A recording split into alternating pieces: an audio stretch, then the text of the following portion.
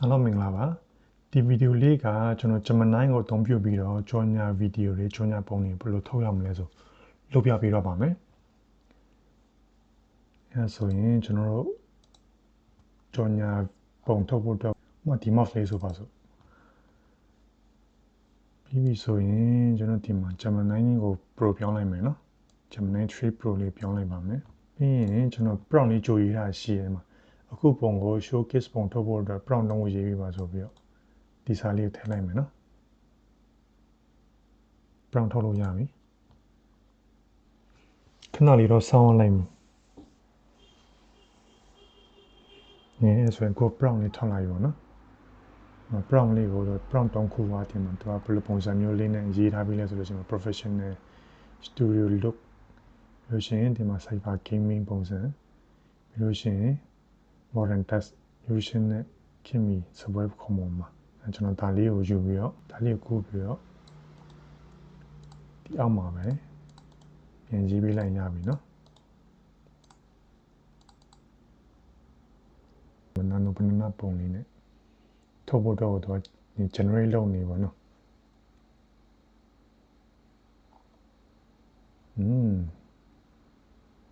ဒီမှာပုံလေးကသုံးဖို့ထွက်လာတယ်ပေါ့နော်ဒီပုံနေမဟုတ်ပေါ့နော်တကယ်လို့ဗီဒီယိုလိုချင်တယ်ဆိုရင်လည်းကျွန်တော်တို့ဗီဒီယိုတော့ကို prompt ရေးပြီးတော့ထုတ်ခင်လို့ရတယ်အခုကကျွန်တော်ဒီဗီဒီယိုတော့ကို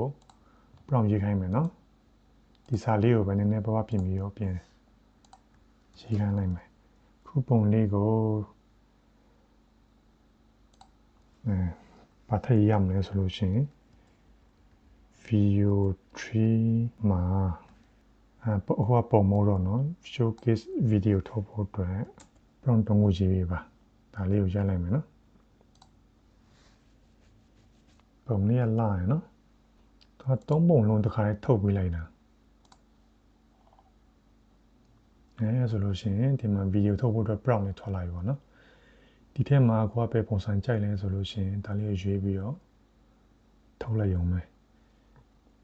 ဒါဆိုလို့ရှိရင် professional product showcase ဒါ gaming action ဒါ lifestyle ဒါလေးကိုပဲရွေးပြီးထုတ်လိုက်မယ်နော်လို့ဆိုရ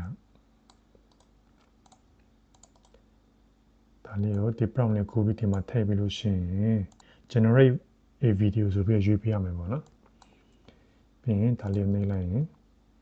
ခဏလေးစောင်းလိုက်ပြီဆိုလို့ရှိရင်ဗီဒီယိုလေးထွက်လာမှာပေါ့နော်ဗီဒီယိုဆိုတော့နည်းနည်းတော့ကြာတယ်ပြထွက်လာပြီတစ်ချက်လောက်ကြည့်ရအောင်နော် Precision engineered ultra responsive buttons customizable G lighting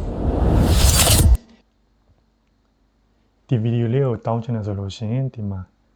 download button လေးကိုနှိပ်လိုက်ရပြီကျေးဇူးတင်ပါတယ်နောက်ထပ်ဗီဒီယိုတစ်ခုမှပြန်တွေ့ပါမယ်